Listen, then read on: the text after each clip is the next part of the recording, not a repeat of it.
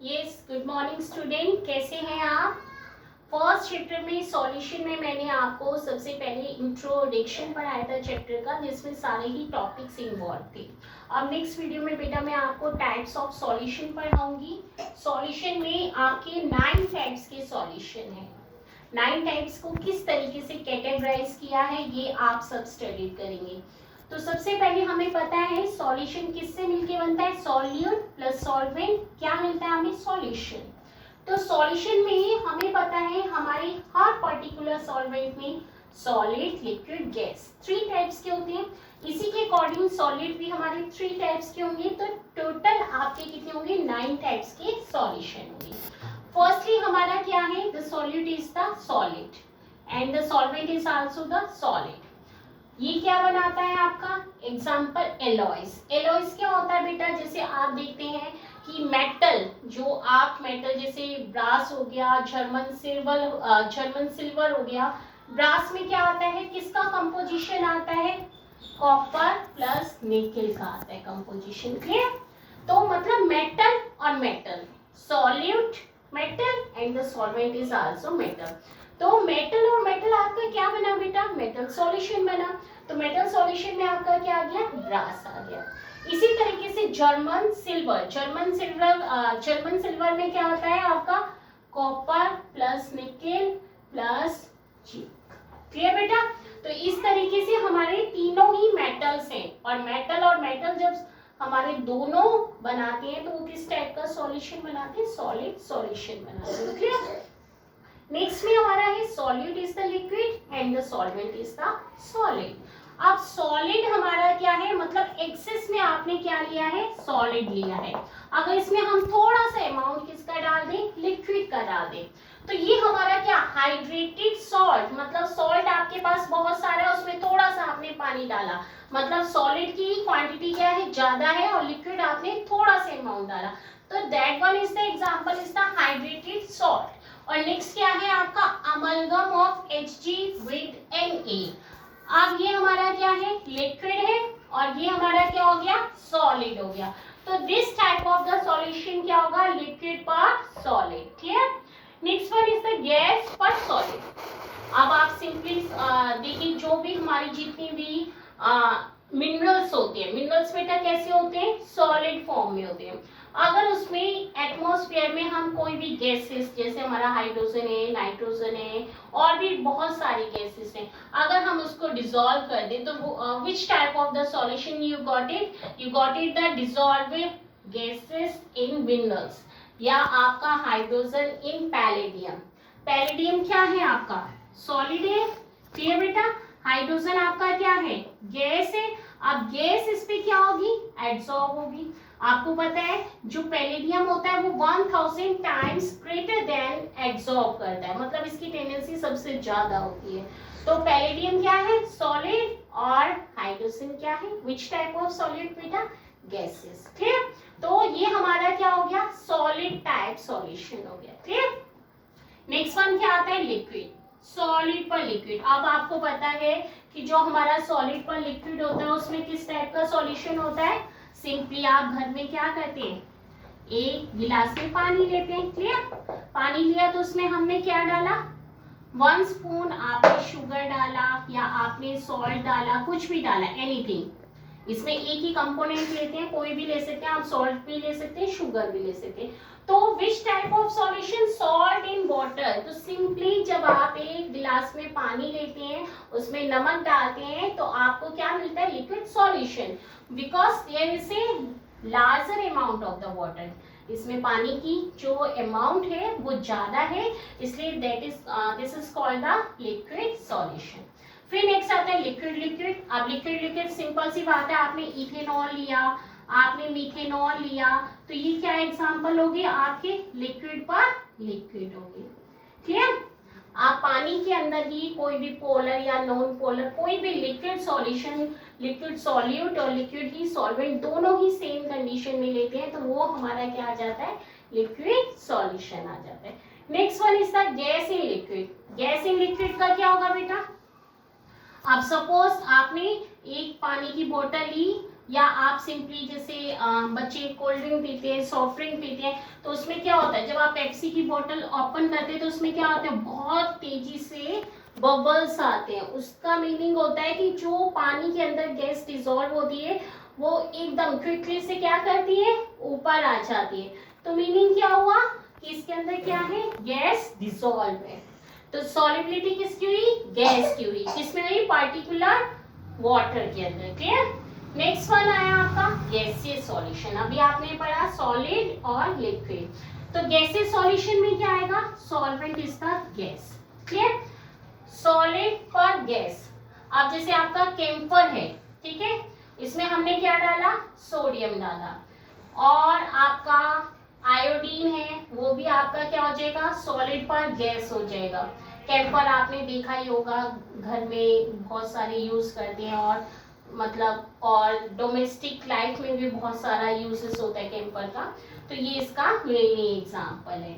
Next one is the liquid पर gas. Liquid पर gas जैसी अब गर्मियों के मौसम में जैसे सितंबर अगस्त में ह्यूमिडिटी ज्यादा हो जाती है, तो मतलब क्या हुआ, लिक्विड सॉल्यूट मतलब कुछ ड्रॉप्स गैसियस फेस में डिसॉल्व हो जाती है, तो वो किसका एग्जांपल आया, लिक्विड पर गैस का आया।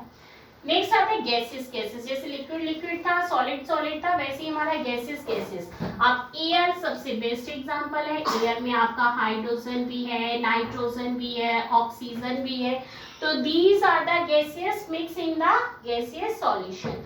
तो ये आपके क्या होंगे, गैसियस एग्जांपल होंगे। क्लियर बेटा। अब सिंपल सी बात आती है, अब आपने क्या पढ़ा, ये सारे हमने सॉल्यूशन पढ़े।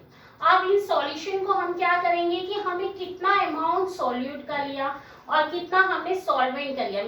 इंपॉर्टेंट थिंग क्या है कि आपने सॉल्यूट कितना लिया। क्लियर। तो उसको फाइंड आउट करने के लिए आप क्या करते हैं, कंसंट्रेशन मेजर करते हैं। क्या करते हैं, कंसंट्रेशन मेजर करते हैं। आप कंसंट्रेशन मेजर करने के लिए अगर आप कंसंट्रेशन मेजर करते हैं तो क्या कौन कौन से मेथड है, एक आता है आपका W/W। W/W का मतलब क्या होता है, वेट परसेंटेज। क्या होता है, वेट परसेंटेज।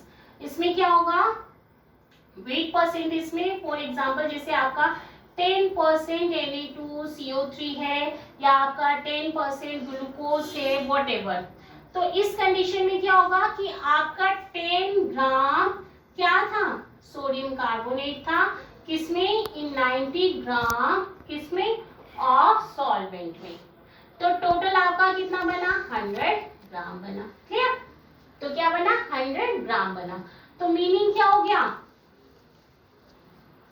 इसका फॉर्मूला क्या होगा बेटा, मास ऑफ कंपोनेंट,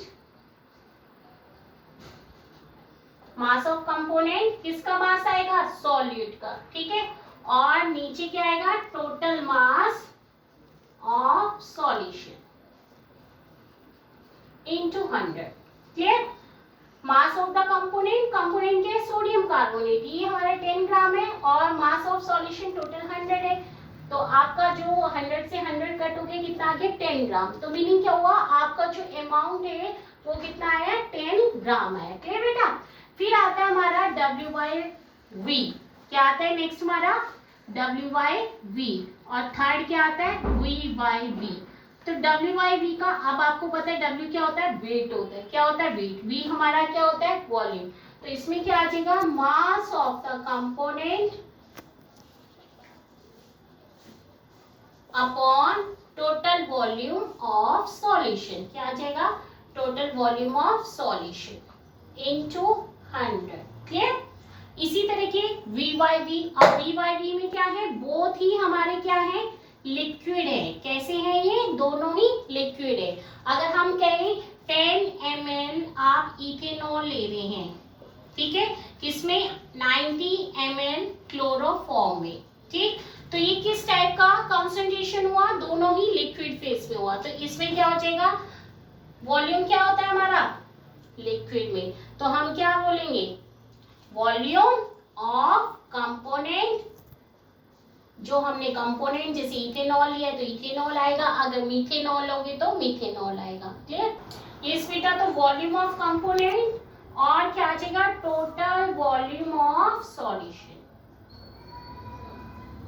क्लियर। तो इस कंडीशन में अगर आपने 10 ml इथेनॉल लिया है तो क्या आ जाएगा आपका 10 यहाँ पे आ गया, और टोटल वॉल्यूम क्या हो जाएगा 100 इंटू 100, तो क्या आ गया आपका 10 ml आपका V/V आ गया। क्लियर बेटा? तो इस तरीके से ये जो मेथड होता है इसमें कुछ ना कुछ एरर आते हैं, मतलब कंप्लीटली आप जज करें कि हम मोल्स कॉन्सेप्ट में निकाले तो ये मोल्स कॉन्सेप्ट में नहीं निकालता है, तो इसलिए इसमें कुछ ना कुछ प्रॉब्लम आती है। तो जो हमारे जनरली मेथड्स हैं जो स्पेशली यूज होते हैं केमिस्ट्री के अंदर वो हमारे आते हैं नेक्स्ट मोलैलिटी, मोलैलिटी, नॉर्मेलिटी, ये सारे हमारे नंबर ऑफ मोल्स पे डिपेंड करते हैं, जिसमें हमें एक्चुअल अमाउंट पता लगती है कि कितनी अमाउंट मतलब कितना कॉन्सेंट्रेशन हमने मिलाया।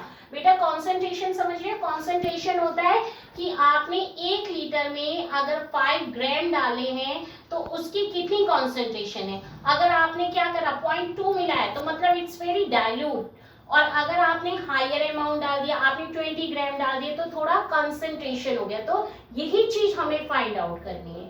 ठीक, तो नेक्स्ट हमारे मेथड्स आएंगे, कौन कौन से आएंगे कंसंट्रेशन फाइंड आउट करने के लिए। मोलैरिटी क्या आएगा, मोलैरिटी, और नेक्स्ट क्या आएगा मोलैलिटी, मोलैलिटी, मोलैलिटी, और हमारा मोल फ्रैक्शन। क्लियर? फिर हमारा आता है पीपीएम। पीपीएम क्या होता है, पार्ट्स पर मिलियन। क्या होता है बेटा, पार्ट्स पर मिलियन। यस बेटा, तो नेक्स्ट हमारा क्या है पीपीएम, पार्ट्स पर मिलियन।